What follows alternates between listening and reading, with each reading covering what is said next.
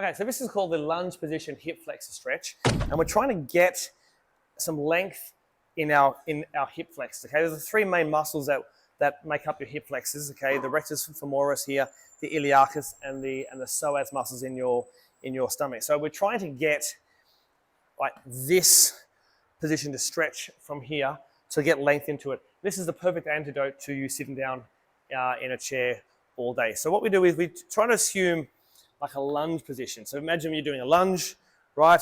And you would lunge back like this and come back up. So we're trying to get into one of those positions. So put your hand down on the floor like this.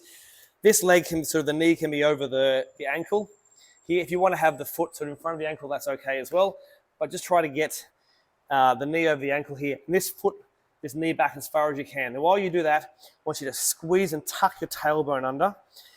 You tucking your tailbone under and squeezing your glute is going to lengthen all of this. And you come up nice and tall here, right? I mean, the whole time we're trying to drive our knee down as we tuck under here. And we're getting a really good stretch and a squeeze almost of our hip flexor muscles. You can add to this by taking this hand and kind of reaching up. So we're getting into the psoas muscles as well. If you have a look at my hand here when we're reaching, we're not reaching with the fingers.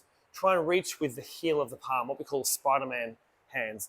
So reach up this way and sink forward, okay, and tuck tailbone. So as you hold this stretch, three things to think of: squeeze your glute, tuck your tailbone, and then drop your body down further into that stretch. And we have some real tension here now, and I can feel it stretching massively through all of my hip flexor muscles from there. So lunge position, hip flexor stretch, three things to think of: squeeze your glute, tuck your tailbone, okay, and then extend your body up and sink down.